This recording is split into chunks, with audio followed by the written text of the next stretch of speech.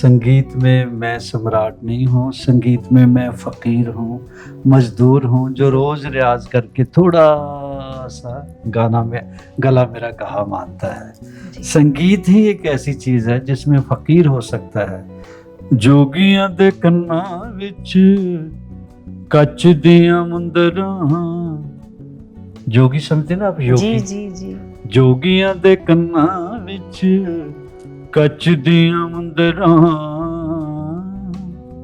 जोगियां दे कन्ना विच कच दियां मुंदरां, मुंदरां निशानियां फकीर दियां, सानू दे गईयां फकीरी अखां हीर दियां, पल्ले पा गईयां फकीरी अखां हीर दियां।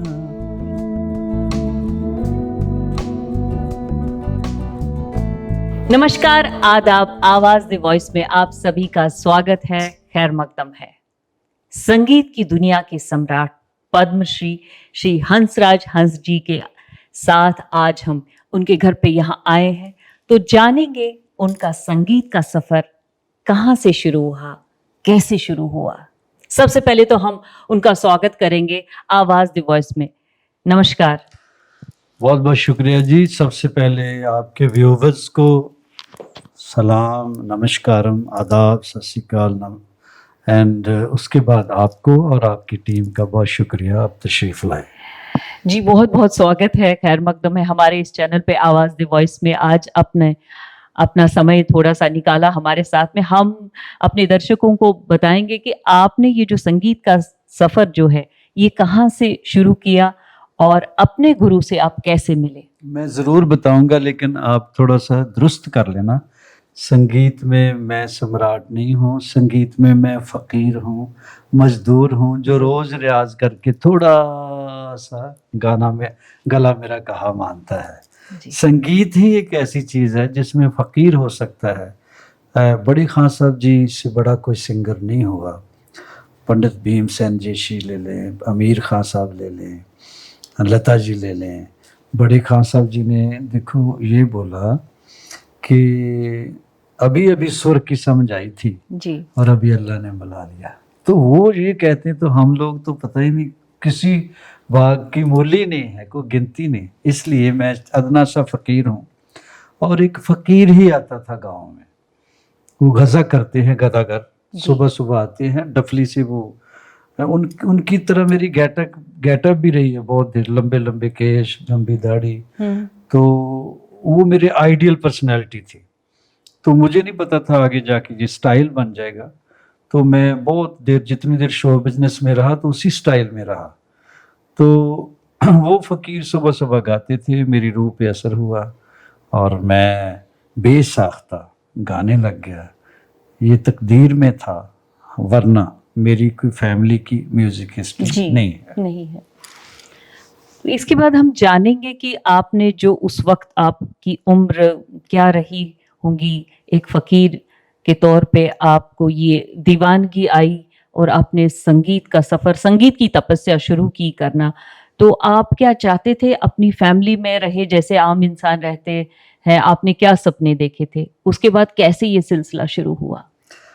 देखो बहुत देसी से, बैकवर्ड से, उदास से गांव में बैठ के जन्म लेके आप अपने करियर को और सोच को प्लान नहीं कर सकते। हमारे समय प्लानिंग नहीं करने वाले लोग होते थे। जो होता था, बच्चा पैदा हो गया बच्चा अपना रोल खुल के पल गया। तो खेलते खेलते ही मैं जब चलने लगा तो ये बाबा की एंट्री हो गई। और एक और उस्ताद जी थे, एक तारा से गाते थे, लाल चंद यमला जट साहब। उनके तभी लगते थे उस वक्त एलपी। कोई गांव में कोई फंक्शन हो तो उनका रिकॉर्ड लगता था। ये 2-3 आवाज़ें मेरे ज़हन पे बहुत असर की।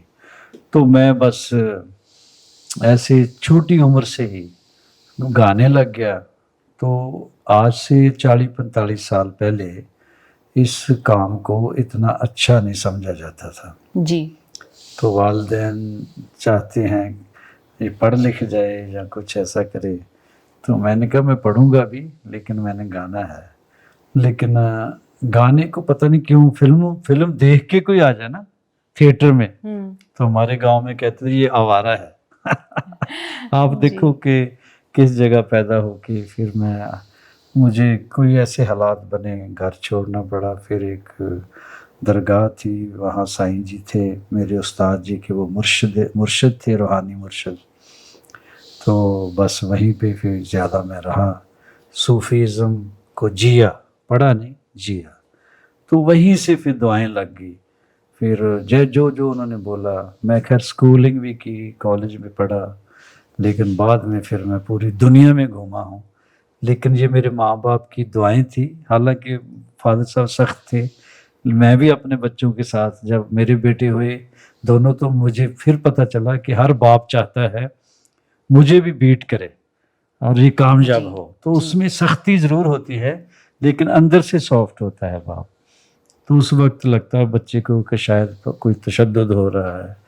तो खैर मेरे माँ बाप की दुआएं, मेरे उस्ताद जी की, साईं जी की, बापू लाल बादशाह सरकार की, और जो मेरे रूहानी मुर्शिद हैं दरियाए ब्यास के किनारे शेर फ़कीर बैठे, उनकी दुआएं लगी।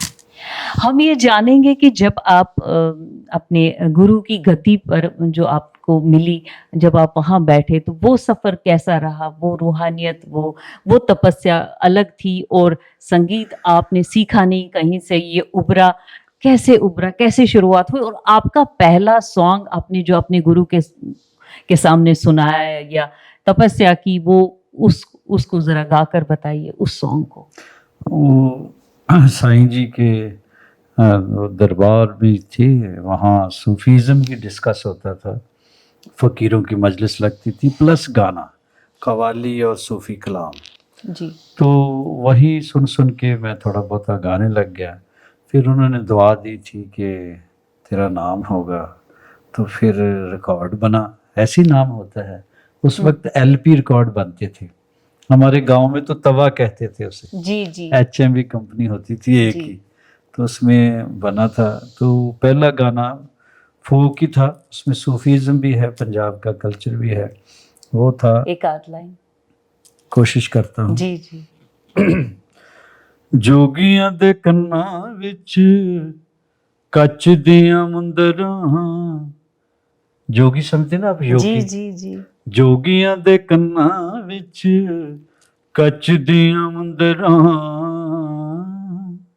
जोगियां दे कन्ना विच कच दियां मुंदरां, मुंदरां निशानियां फकीर दियां, सानू दे गईयां फकीरी अखां हीर दियां, पल्ले पा गईयां फकीरी अखां हीर दियां, जोगियां दे कन्ना विच कच दियां मुंदरां, जोगियां दे कन्ना विच कच दियां मुंदरां, मुंदरां दे विच तेरा मुंह दिसदा, वे मैं जेड़े पासे वेखां मैनू तू दिसदा, वे मैं जेड़े पासे वेखां मैनू तू दिसदा। ये क्या बात है कि मैं जहाँ कहीं भी देखता हूँ उस रब को ही देखता हूँ। चारों तरफ जलवाए यार है जी। हिंदुआं दा रब चढ़दे पासे, मुसलमानां दा लैंदे, आशकां दा रब चारे पासे, तो सजदे ही करदे रहिंदे। तो कितने साल आप वहाँ रहे उस दरगाह पे, और आपको दुआएं मिली अपने पीर फकीर से, फकीरी का जीवन आप जी रहे हैं, और उसके बाद आते गए आपके रिकॉर्ड्स आते गए। तो मैं ये जानूंगी कि नुसरत साहब के साथ आपकी मुलाकात कैसे हुई, और उनका जो वो हिट गाना है वो कैसे मिला आपको? देखो क्या इत्तेफाक है, और आपका सवाल है खान साहब जी के बारे में, नुसरत के। आज 16 अगस्त है जी। आज के दिन उनकी डेथ हुई थी, डेथ एनिवर्सरी है।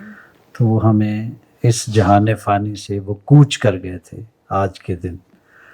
वो भी यंग ही थे, उम्र ने वफा नहीं की, लेकिन काम इतना कर गए हैं कि पूरी सदी उनको देख के बहुत सारे फनकार रोजी रोटी भी कमा रहे हैं, आर्टिस्ट भी बन रहे हैं। जी। तो मेरी मुलाकात ऐसी हुई, इंग्लैंड में गया था, UK, वहाँ एशियन सॉन्ग कॉन्टेस्ट होता है, वहाँ पे इंडियन और पाकिस्तानी आर्टिस्ट और लोग मिलके ये करवाते थे फंक्शन। तो उसमें आर्टिस्टों का कंपटीशन होता था, दोनों मुल्कों के जजेस भी बैठते थे। जजेस भी बैठ। तो इंडिया से मैं था, मेरी खुशनसीबी भी है। तो मैंने उनको बोला पाकिस्तान से कौन जज हैं?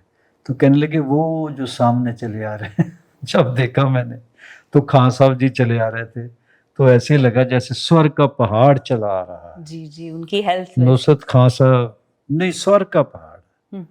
हाँ, स्वर और चीज़ है, जिस्म और चीज़ है, पहाड़ और चीज़ है, आप समझो। जी जैसे लता जी से सुंदर कोई औरत नहीं दुनिया में, उसमें स्किन नहीं सादगी। आती। तो उसे सुर, जस्ट सुर, सुर सच है, हक है, बराक है। सुर ही आगे जाके, साउंड ही आगे जाके बांगे उस्मानी बन जाती है, अनहद बन जाती है, वॉइस ऑफ स्फीयर बन जाती है, और बंदा मंजिल मकसूद को पा जाता है। ये जो संगीत है, दुनियावी संगीत है, इसमें बिजनेस होता है जी, लेकिन यही संगीत आहिस्ता आहिस्ता रिफाइन होके जब भक्ति की, Purity. जब इबादत बन जाता है। पहले जो संत थे एक्चुअली साधु टाइप सिंगर थे, मियाँ साहब, मियाँ तान साहब, जो कहा वो हो गया। यानी मेघ गाया तो बारिश हो गई, दीपक गाया रात ये तो दीपक तपस्या होती थी। हाँ, वो उस वक्त कमर्शियल नहीं था। अब ना। तो खैर किताबों में बातें रह गई क्योंकि ये कारोबार बन गया है। लेकिन संगीत की पॉइंट ऑफ व्यू से हमें खूबसूरती, हुस्न वही नजर आता है। इसलिए मैंने सुर का पहाड़ कहा है जी कि वो स्वर का पहाड़ चला आ रहे थे। तो फिर खान साहब जी को मैंने, नुसरत खान जी को बोला कि खान साहब जज तो फिर आप ही हैं, मैं तो म्यूजिक का मुजरिम आपके साथ बैठूंगा। ओहो तो फिर खैर मैं बैठा। तो फिर कंपटीशन के बाद जजेस के तासुरात लेते हैं, व्यूज़। तो मुझे कहने लगे खान साहब, यार मैंने तेरे को सुना नहीं कभी, अच्छा लेकिन तू मेरे शहर का है। जलंधर में पैदा हुए थे खान साहब जी। जी। उनके वालिदैन जलंधर से शिफ्ट होके गए थे पाकिस्तान। जलंधर में एक शेख दरवेश आए थे 200-400-500 साल पहले। तो उनके साथ उनके बुजुर्ग, अब जात क्या कहते हैं, वो आ गए थे। तो फिर बस्ती शेख उसका नाम पड़ा, शेख दरवेश ने, वहाँ पे उनका घर है। तो इसलिए उनको ये भी था कि मेरे शहर के, कहने लगे सुना नहीं तो सुना। जो जजेस को बोलेंगे ना आप व्यूज़ दो, तो आप व्यूज़ नहीं कोई भी देना, आपने गाना गाना है। तो मैं कहा ठीक है जी। मैं कहा, ओके, तो उन्होंने आपको एक हुक्म दिया कि आपको गाना गाना है। हाँ, कहने लगे मैंने सुना नहीं तो क्या गाता है। मैंने बाजा पकड़ा, गाना गा दिया, यही गाना जो वो अच्छा यूट्यूब पे है। अच्छा हाँ, अभी डाला किसी ने। तो बस मैंने बाजा पकड़ा, यही गाना गाया। फिर वहाँ वंस मोर हो गई। 6-7 शो भी मेरे बिक गए वहीं पे। खान साहब की पहली मुलाकात ऐसी थी कि मेरा नाम हो गया कि नुसरत खान सुन रहे हैं। ये बहुत बड़ी बात थी। जी, बहुत बड़ी। हालांकि उनको गाना क्या सुनाना, वो तो देवता थे स्वर के, लेकिन वो खुश बड़े हुए, कहने लगे तेरे गले में दुआबा बोलता है। दुआबा एक एरिया है जी हमारे पंजाब में। तो 3 हिस्सों में बांटा है पंजाब को, दुआबा, माझा, मालवा। तो दुआबे के रहने वाले हम हैं। जिस एरिया में आप रहते हैं वैसा एक्सेंट होता है, वैसा ही अंदाजे गुफ्तगू एंड गाना वाना शायद। वैसे ही सुर। तो उन्होंने बोला दुआबा बोलता, मुझे उस वक्त नहीं समझ आई, बाद में मैंने पूछा अपने दुआबा उस्ताद क्या जी से होता कि उन्होंने बोला इस एरिया के लोगों का ये खास अंदाज है। तो खैर उसके बाद फिर वो बॉलीवुड में उन्होंने म्यूज़िक देना था, पहली फिल्म उनको मिली। तो पहली फिल्म का गाना मेरे हिस्से आया, कच्चे धागे जी फिल्म जी थी। जी। बस ऐसे मुलाकातें चलती रही। वो गाना काफी मशहूर है, तो एक लाइन उनसे सुनेंगे कि नुसरत जी की मुलाकात तो हम सुन ही चुके हैं कि वो गाना इतना पॉपुलर हुआ कच्चे धागे फिल्म से, जिसमें अजय देवगन थे, मनीषा कोइराला थी, और तब से आज तक वो गाना हिट ही हिट है। हाँ जी, हिट वो चंद लाइन मतलब गाँव में जी। आप गवा के मैं तो रियाज भी नहीं किया मैंने। नहीं ना टोन ना बगा। जी जी। इश्क है पानी का एक कतरा वाह। कतरे में तूफान, एक हाथ में अपना दिल रख ले, एक हाथ में रख ले जान। खाली दिल नहीं जान भी ये मंगदा, खाली दिल नहीं जान भी ये मंगदा, इश्क दी गली विचों कोई कोई लंघदा, इश्क दी गली विचों कोई कोई लंघदा। ये गाना था।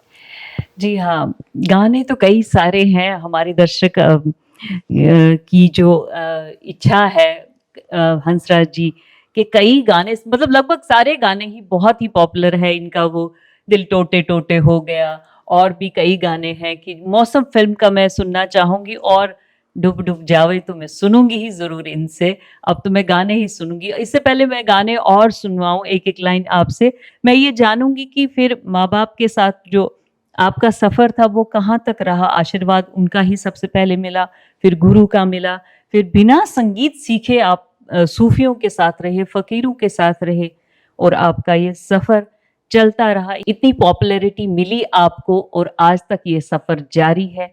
संगीत में ही आप जीते हैं, सुरों में ही आप रहते हैं, और देश सेवा भी कर ही रहे हैं।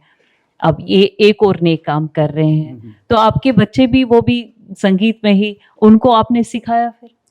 हाँ जी, 2 मेरे बेटे हैं, बहुत प्यारे बच्चे हैं मेरे, और एक बेटे का बेटा भी है। जी जी। तो पहले तो दोनों ही सिंगर भी हैं, एक्टर भी हैं। हम्म। अब तीसरा जो आया है फरिश्ता, वो 3 साल का है, वो भी गाता है। गाता है। अब ये नहीं कह सकते हमारी फैमिली की कोई हिस्ट्री नहीं, ये कह सकते मेरा दादा गाता था, मेरे बेटे कह सकते हैं मेरे वालिद मेरे डैडी गाते हैं। जी। तो दोनों ही मैंने है, गाते तो वो अच्छा है, बहुत अच्छा है, लेकिन ख़ास बात ये है कि मैंने कहा हम्बल रहना हमने, दौलत शोहरत कभी नहीं, बाई नेचर ही वो दोनों बहुत प्यारे हैं। अगर पता चल जाए मेरे डैडी का कोई वाकिफ़ है, या चाचा जी कहेंगे या ताया जी, तो ऐसे अदब बा नसीब, बेअदब बद नसीब, ये पहला सबक उनको दिया है। बाकी गाना वाना क्योंकि मुझे उस्तादों की खिदमत करने का शौक़ था, गुलाम अली साहब, जगजीत साहब, मेहदी हसन, सबके गोद में पले हैं वो बच्चे। गाएंगे वो ज़रूर गाएंगे, वो क्यों नहीं गाएंगे, इसीलिए गाते हैं। कुछ ऐसा वाकया या कुछ ऐसी एवरलास्टिंग मेमोरी जो आप संगीतकारों के साथ उठे हैं, बैठे हैं, मतलब जिनका पूरी दुनिया में, पूरी इस यूनिवर्स में नाम है, कुछ ऐसा? जैसे कि आपने अभी नुसरत खान साहब के साथ बताया कि फिर आप पाकिस्तान भी काफ़ी रहे, पूरा वर्ल्ड आप घूमे, कनाडा में भी आपको बहुत पद्मश्री मिला है, बहुत कुछ मिला है आपको, कितना कुछ हम कहेंगे। तो कैसा लग रहा है आपको? मुझे यही लग रहा कि ज़िंदगी तेरी अता थी, सो तेरे नाम की है, मैंने जैसे भी बसर की तेरा एहसान जाना, न सलीका है आरज़ू का, न बंदगी ही को बंदगी है, ये सब तेरा कर्म है आका कि बात अब तक बनी हुई है। उसका कर्म है, जितनी देर वो चाहता है, जिस शरीर से जो काम लेना है वो लेता है। बस हम लोग तो कठपुतलियाँ हैं, जैसे वो नचाता है नाचते हैं। तो हम ये जानेंगे कि आपने खुद कहा कि ये कमर्शियल वर्ल्ड है, जब आप काम करते हैं, आप फ़कीरी में आपने गाया है, बल्कि तपस्या की है, हम उसको तपस्या कहेंगे, फ़कीरों के साथ आप रहे हैं, आशीर्वाद मिला है। तो जब आपको मौसम फिल्म में, आपने वो गाना भी बहुत हिट है, हम उसको एक आध लाइन सुनना चाहेंगे मौसम फिल्म से। मेरे पता नहीं ट्यून, तेरा शहर जो पीछे छूट गया, कोई अंदर अंदर टूट गया। आगे मैं भूल गया हूँ। मुझे याद नहीं है अब गाना, सॉरी। हाँ। अच्छा, तो अपने यूथ्स को आजकल के आप क्या मैसेज देना चाहेंगे, और चलते चलते वो डूब डूब जाए? यूथ को मैं ये कहूँगा कि एक तो ज़्यादा देर यूथ रहो, यंग रहो। जी जी। वो यंग आप तब रहेंगे टाइम पे सोएंगे, टाइम पे उठेंगे। ये ऐसा डिवाइस है, इसमें ऐसी चीज़ें हैं आपको सोने नहीं देंगी, और आपको पता नहीं आप अननेचुरल लाइफ जिएंगे तो ज़्यादा देर यूथ नहीं, यंग नहीं रह सकेंगे, अन्य एनर्जी नहीं रह सकेगी, क्योंकि रात सोने के लिए मालिक ने बनाई है, तो दिन जिस काम करने के लिए। बच्चों को यही है कि एक तो आर्टिफिशियल कोई चीज़ ऐसी ना लें जिससे आपको सोसाइटी में कहते हैं मज़ा आता है। मज़ा लो अपनी पढ़ाई में, स्पोर्ट्स में, संगीत में, शायरी में। तो देखो मैंने सारी ज़िंदगी कोई किसी किस्म का नशा नहीं लिया, लेकिन 10 मिनट बाजे पे बैठा दो, मुझे यही नहीं पता चलता कि ऐसे लगता काफ़ी दिन सरूर रहता है। कहते हैं ना ये जो हल्का हल्का सरूर है, थोड़ा सा तो नहीं मुझे याद नहीं है। तो और कहते हैं ना मैं मस्त हूँ ना हूँ शराबी, मुझे मैं कदी की खबर नहीं। ना मैं मस्त हूँ ना हूँ शराबी, मुझे मैं कदी की खबर नहीं। तेरे इश्क ने वो नशा दिया, मुझे हर नशे से बचा लिया। अपने काम को, प्रोफेशन को इश्क करो, माँ बाप की इज्जत करो, उस्तादों की, टीचर की इज्जत करो, फिर आप ज़्यादा देर जवान भी रहेंगे और टारगेट इजीली हासिल कर पाएंगे। फ्रस्ट्रेशन, टेंशन, स्ट्रेस तो आपके पड़ोसी को भी नहीं होगी, वाइब्स होती है ना। जी जी। लेकिन अगर खुद ही आप स्ट्रेसफुल लाइफ जियोगे, स्ट्रेसफुल लाइफ क्या है, फ्यूचर का खाम खा बहुत ही ज़्यादा फिक्र करते रहना, अलगर्ज भी नहीं होना, चिंतित भी नहीं होना। ठीक है, प्रेजेंट को जियो, मेहनत करो, मालिक आपको कामयाब रखेगा। ये रही संगीत की बातें, और अब हम जानेंगे कि आपका डेली रूटीन क्या है और आप खाने में क्या पसंद है? डेली रूटीन मेरा क्योंकि मैं डाइवर्ट हो गया हूँ थोड़ा, साहिब श्री जो हमारे मुल्क के अजीम शख्सियत, अपने महबूब नरेंद्र भाई मोदी जी, प्रिय प्रधानमंत्री जी हैं, उन्होंने मुझे यहाँ से एमपी बनाया है। तो मैं जब एमपी हूँ तो जिन लोगों ने वोटिंग की है, सपोर्ट किया है, साहब ने यही बोला जो वादे किए वो निभाने हैं, तो उससे फ़कीरों की तरह निकल पड़ता हूँ। जो जो हुक्म होता है, जो जो इस काम की ज़रूरत है वही करता रहता हूँ रात दिन। ये तो हो गई अब रूटीन मेरी जी। तो उसमें रियाज बहुत थोड़ा कम कर पाता हूँ जी। इसीलिए, नहीं तो मैंने बहुत सारे गाने सुनाने थे। इंशाल्लाह अगर दोबारा होगी तो मैं स्टूडियो में आएंगे। हाँ, स्टूडियो में आया तो मैं गाऊंगा, बाजा लेके आऊँगा जी। ठीक है। तो बाकी खाने में मैं बहुत सादा, स्ट्रिक्टली वेजिटेरियन हूँ मैं, वीगन की तरह जी। तो उसमें मैं पंजाब में हूँ, सर्दियों का मौसम, मक्की की रोटी, सरसों का साग मेरी वीकनेस है। कश्मीर का खाना मिल जाए तो मेरी लॉटरी है, उसमें दम आलू हैं, कुछ पनीर है, ये है वो है, तो दम आलू दिखा के मुझे जहाँ मर्जी ले जाओ तो ये तो रही इनकी खाने की पसंद, दम आलू हम इनको ज़रूर खिलाएंगे जब भी हमारे स्टूडियो आएंगे। तो अब हम चलते चलते उनसे एक दो लाइनें, डूब डूब जावे दिल मेरा, ये तू याद।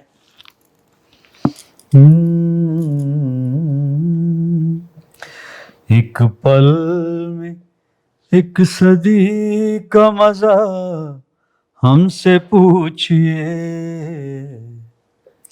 2 दिन की जिंदगी का मजा हमसे पूछिए। भूले हैं रफ्ता रफ्ता उन्हें मुद्दतों में हम, भूले हैं रफ्ता रफ्ता उन्हें मुद्दतों में हम, किश्तों में खुदकुशी का मजा हमसे पूछिए, किश्तों में खुदकुशी का मजा हमसे पूछिए, यही रीजन है दिल डूबने का, वो है डूब डूब जावे दिल मेरा जदों याद सजन दी आवे, दूर वसेंदे सज्जना नूं कोई जा जाके मोड़ ले आवे, डुब डुब जावे दिल मेरा जदों याद सजन दी आवे, आवे हो। बहुत बहुत शुक्रिया, बहुत बहुत शुक्रिया। Thank you. आवाज़ द वॉइस दे सारे क्रू चैनल दा और आप का स्पेशली मैं शुक्रिया अदा करता हूँ। तो व्यूवर्स का बाद में करूँगा जब कमेंट्स आएंगे। Thank you.